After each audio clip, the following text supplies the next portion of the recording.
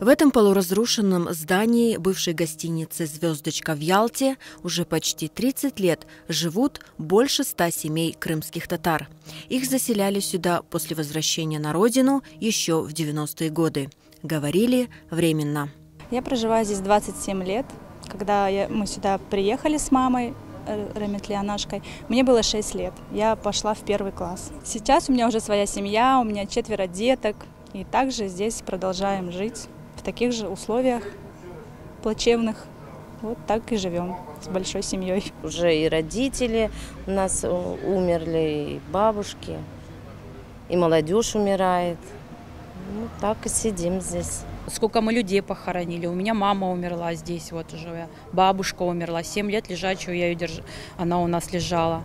7 лет в таких вот условиях. В комнатах площадью 12 квадратных метров ютятся по 4-6 человек. Мы живем в 12 квадратах. То есть у нас нет ни отопления, ни газа, ничего нет. Вот мы в этих условиях, в 12 квадратах, получается, большие семьи проживают по 5 человек.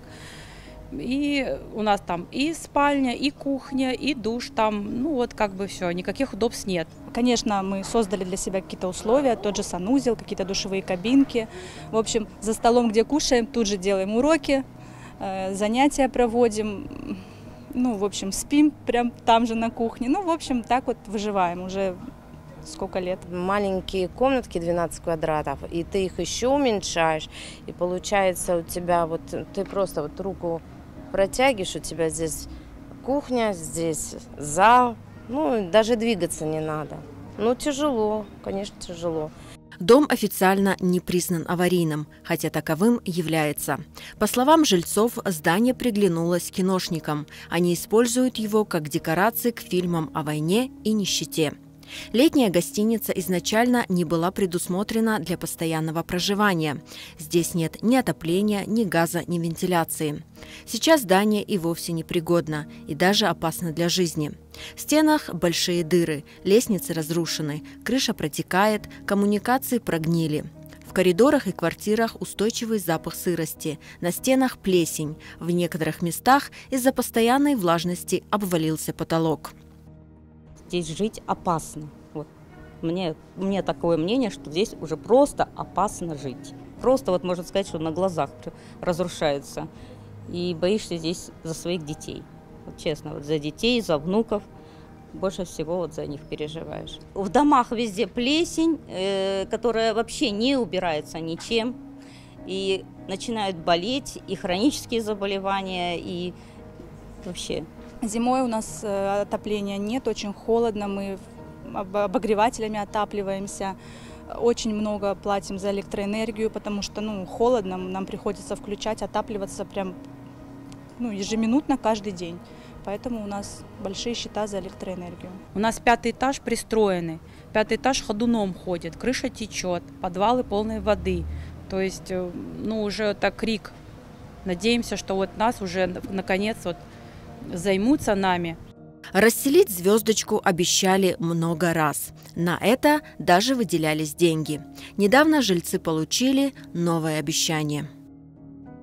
Движемся к решению проблемы, которую не удавалось решить 30 лет. Земельный участок определен в районе дома номер 159 по улице Кирова.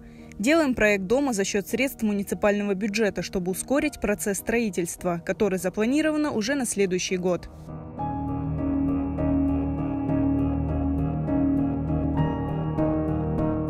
По словам самих жильцов, такого рода обещания они слышат регулярно. Каждый раз новое правительство приходит и обещает до определенного времени. Было до 19-го, потом было до 21-го. Вот сейчас обещают, что до конца 25-го якобы продлили эту программу.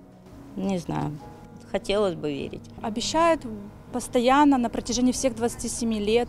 И уже выделен действительно участок с кадастровым номером на улице Кирова 159, где именно прописано, что будут жители общежития «Звездочки». Сейчас как-то надеемся все-таки, мы постоянно надеемся, но сейчас уже как-то все-таки, когда документально есть кадастровый номер, какие-то документы, уже верится больше. Нам обещали, что нас переселят, дай Аллах, до 25-го года должны нас расселить. То у нас был участок, то потом исчез. На данный момент, вот сейчас администрация нам предлагает, что у нас есть участок. Участок выделен именно для заселения жителей Звездочки. И то есть мы надеемся, что наши права будут защищены. Для переселения части людей бывшую гостиницу нужно признать жилым домом, а затем аварийным. При этом еще несколько лет назад, в 2015 году, ялтинские чиновники умудрялись заселять в непригодное жилье новых жильцов.